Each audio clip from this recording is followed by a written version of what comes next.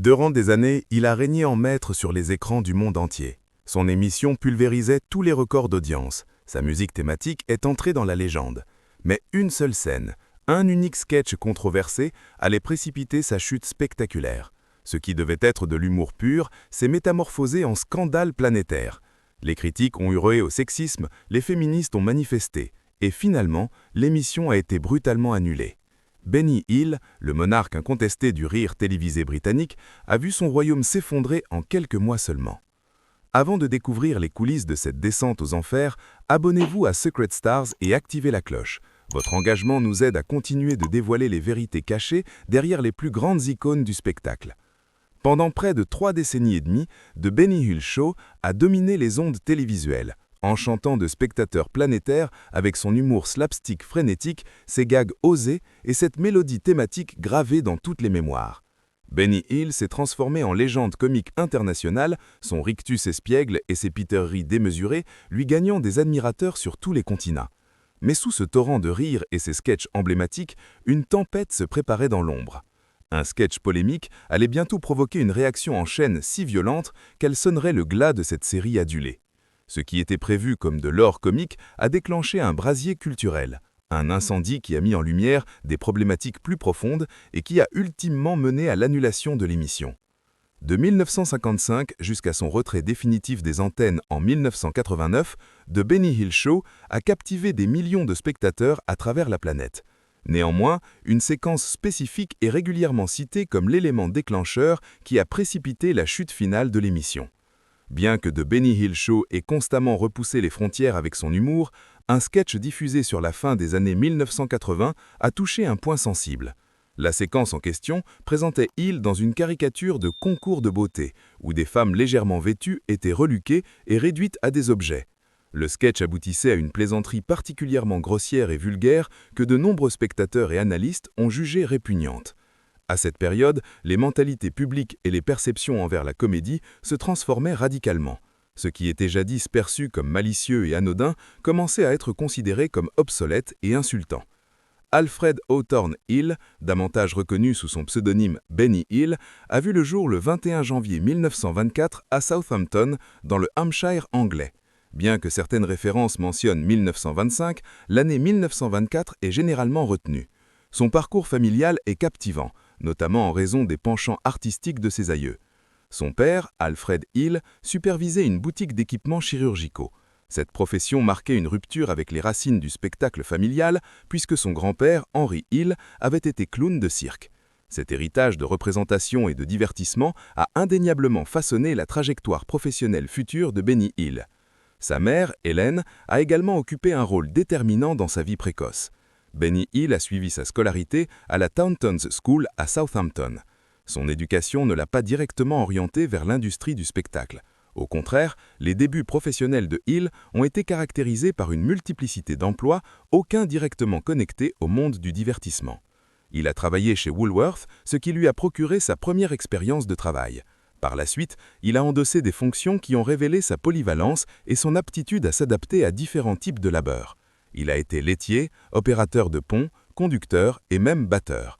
Cette diversité d'expériences professionnelles précoces a enrichi la palette de personnages et de scénarios qu'il a ultérieurement incarnés dans sa comédie. Son entrée dans l'industrie du spectacle a débuté lorsqu'il est devenu assistant régisse avec une revue itinérante. En 1942, au cœur de la Seconde Guerre mondiale, Alfred Hawthorne Hill a été mobilisé pour le service militaire. Il s'est formé comme mécanique dans les Royal Electrical and Mechanical Engineers. Cette formation technique a doté Hill de compétences non seulement pratiques durant la guerre, mais également qui ont nourri sa débrouillardise et ses aptitudes à résoudre des problèmes dans sa carrière postérieure. Avant la conclusion du conflit, Hill a été muté à la division Combined Service Entertainment. Le CSE était chargé de fournir du divertissement aux forces britanniques et alliées, rehaussant le moral par des représentations de comédiens, acteurs, musiciens et autres artistes. Cette expérience a été déterminante dans la formation de la future carrière de Benny Hill. Au sein du CSE, Hill a perfectionné ses aptitudes de performance, apprenant à captiver et divertir un auditoire dans diverses conditions. Benny Hill était profondément inspiré par les comédiens vedettes des spectacles de music hall britanniques, une forme prisée de divertissement en Grande-Bretagne durant la fin du XIXe et le début du XXe siècle. Résolu à se tailler une place dans l'industrie du divertissement, Hill a adopté le nom de scène de Benny en hommage à son comédien préféré, Jack Benny, un acteur américain de radio, télévision et cinéma reconnu pour son timing comique irréprochable. La première opportunité majeure de Benny Hill est survenue via la radio, un média de divertissement prédominant de cette ère. Il a fait ses débuts dans l'émission radio prisée Variety Bandbox le 5 octobre 1947. L'émission constituait une plateforme bien considérée pour les numéros comiques et musicaux. Son esprit acéré et son timing comique malléable ont rapidement séduit les auditeurs, préparant le terrain pour son ascension dans l'univers du divertissement. Les accomplissements de Hill à la radio ont rapidement ouvert la porte à la télévision, qui gagnait rapidement en popularité et en influence culturelle. En 1950, il a effectué sa première apparition télévisée. L'ajout d'une composante visuelle a octroyé à Hill une nouvelle liberté créative, lui permettant d'introduire la comédie physique et les gags visuels qui deviendraient des emblèmes de son style. En 1962, Hill a joué dans une anthologie de sitcom intitulée Benny Hill, qui s'est poursuivie jusqu'en 1963. Dans cette série, il a incarné un personnage distinct dans chaque épisode, démontrant son impressionnante étendue et sa flexibilité comique. Entre 1964 et 1966, Hill est retourné à la radio avec un programme appelé Benny Hill Time sur le BBC Radio Light Programme. Cette émission s'est étendue sur 3 séries et s'est distinguée par son humour d'actualité et satirique. Benny Hill a affronté de nombreux obstacles au début de sa carrière. Malgré son talent et son ambition, Hill a eu du mal à obtenir une emprise solide sur scène, où ses performances ont reçu des critiques partagées.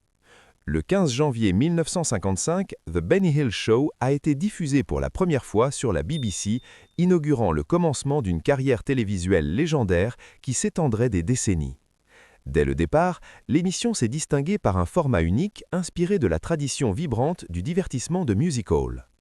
Elle fusionnait des sketchs de scène en direct avec des segments préenregistrés, un amalgame qui procurait à Hill amplement d'espace pour exercer ses muscles créatifs.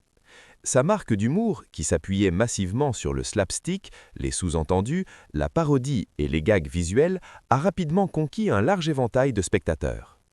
Un tournant majeur dans la carrière de Hill est survenu en 1969, lorsque The Benny Hill Show est passé de la BBC à Thames Television. Ce changement a annoncé une nouvelle ère pour le programme et a considérablement stimulé sa popularité. Plutôt que de diffuser hebdomadairement, l'émission a adopté un format de spéciaux d'1 heure, offrant à Hill davantage de flexibilité et de temps pour développer des sketchs complexes et des numéros musicaux. Sous Thames Television, l'émission a gagné une reconnaissance internationale, étant finalement diffusée dans plus de 140 pays. La combinaison de Hill d'humour physique et de thèmes comiques universels s'est traduite au-delà des barrières linguistiques, le transformant en une icône comique planétaire. Une caractéristique emblématique de The Benny Hill Show était sa séquence de poursuite finale, un gag iconique qui terminait généralement chaque épisode avec une explosion de comédie visuelle. Toute la séquence était mise sur l'air entraînant de Yakety Sax de Boots Randolph, un morceau de musique qui est devenu si étroitement lié à la marque d'humour de Hill qu'il est maintenant communément appelé The Benny Hill Theme. Alors que l'émission entrait dans les années 1980, elle a subi une évolution notable. L'un des ajouts les plus importants pendant cette période a été l'introduction des Hills Angels, une troupe de danse composée de jeunes femmes attrayantes qui ont apporté une nouvelle couche de glamour au programme. Leur présence a ajouté une énergie fraîche à l'émission et a élargi son attrait, bien qu'elle soit également devenue un paratonnerre pour les critiques qui considéraient la représentation des femmes comme dépassée ou sexiste. Les critiques portées contre l'émission, particulièrement par le comédien alternatif Ben Elton, ont déclenché des débats sur l'humour, l'influence culturelle et la responsabilité de la programmation télévisée. Ben Elton, reconnu pour son style de comédie alternative, a fait les gros titres avec ses allégations contre l'émission. Il a accusé le programme d'inciter des crimes et délits, particulièrement contre les femmes. La critique de Elton était enracinée dans sa conviction que l'émission de Hill perpétuait des stéréotypes sexistes et contribuait à une culture où les femmes se sentaient insécures dans les espaces publics. Les allégations de Ben Elton ont suscité une gamme de réponses du public et des médias. Certains analystes ont considéré l'attaque de Elton contre Benny Hill comme excessive et injustifiée. Les partisans du programme de Benny Hill et les défenseurs de Benny Hill lui-même ont soutenu que blâmer un programme comique pour des problèmes du monde réel, comme les statistiques d'agression, était mal placé. Malgré les critiques et les controverses, The Benny Hill Show demeure une partie significative de l'histoire de la télévision britannique. Thames Television a finalement décidé d'annuler la production de The Benny Hill Show en 1989, citant plusieurs facteurs, notamment des audiences déclinantes. L'émission était devenue de plus en plus coûteuse à produire, chaque épisode coûtant prétendument 450 000 livres. Les dernières années de Benny Hill ont été marquées par une santé déclinante. Il a subi une légère crise cardiaque le 24 février 1992, ce qui a incité les médecins à recommander une chirurgie de pontage cardiaque. Cependant, Hill a refusé la procédure. Le matin du 20 avril 1992, à l'âge de 68 ans, Hill est décédé. Son corps a été découvert 2 jours plus tard après plusieurs appels téléphoniques sans réponse. Hill est décédé paisiblement en regardant la télévision dans son fauteuil.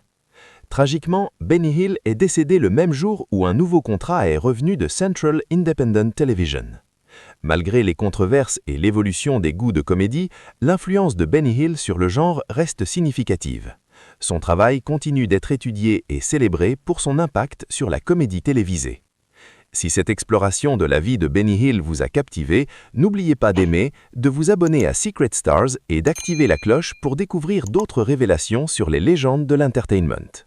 Car derrière chaque sourire se cache une vérité qui mérite d'être racontée.